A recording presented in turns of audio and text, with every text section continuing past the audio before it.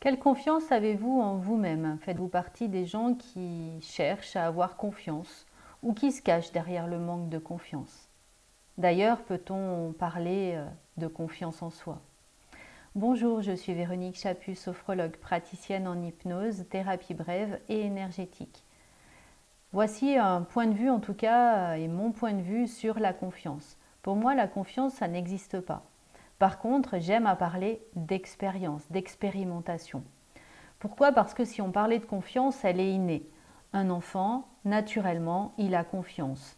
Il bouge, il ne se pose pas la question de savoir s'il a le droit de bouger, de marcher.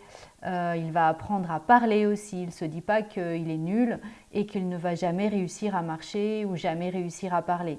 Donc il va se lancer, traverser une expérience et, comme par hasard, ça fonctionne. L'idée, c'est peut-être de commencer à enlever ces étiquettes. Par exemple, si vous avez l'étiquette de timide, peut-être que vous avez fait l'expérience de la honte de parler devant les autres.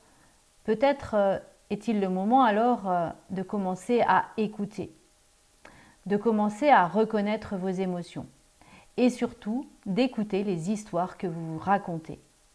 Oui, si je parle en public, alors les gens vont me trouver nulle. Ils vont plus m'apprécier, ils vont se moquer de moi, tout ça, ça va donner lieu à des croyances. Et les croyances vont diriger votre vie. Le premier point pour avoir confiance en soi, c'est de commencer à enlever ces étiquettes. Imaginez cette image de vous. C'est ce que vous voyez de vous, c'est-à-dire comment vous percevez vos compétences. Donc déjà, si vous ne les reconnaissez pas, vous allez avoir une image de vous qui va être bien terne.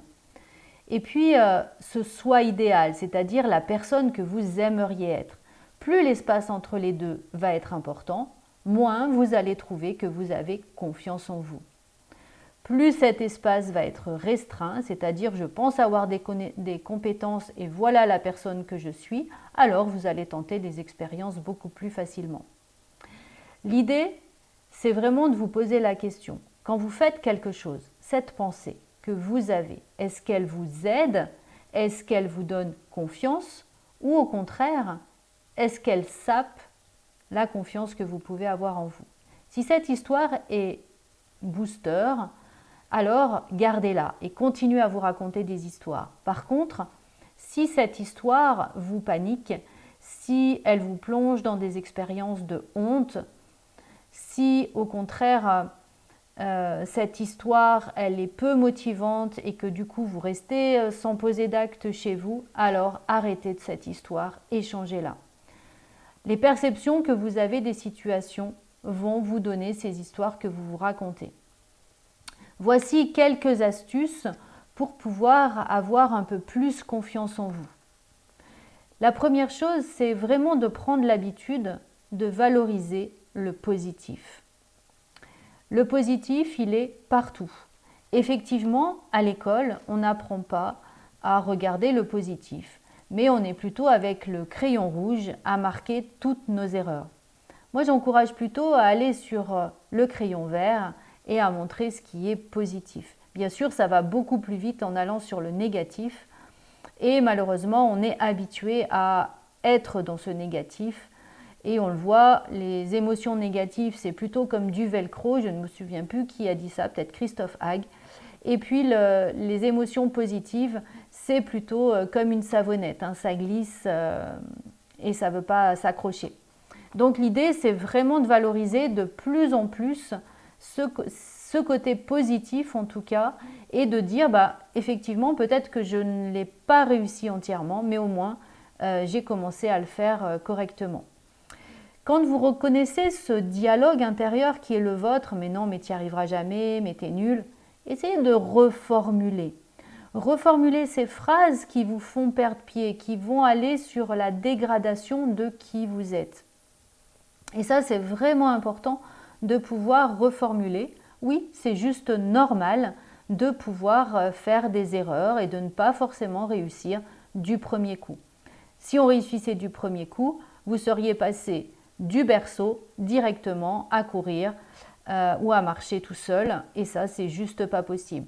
on aurait pris en maternelle un livre de Shakespeare et on aurait commencé directement à lire ces livres plus compliqués plutôt que d'apprendre les mots.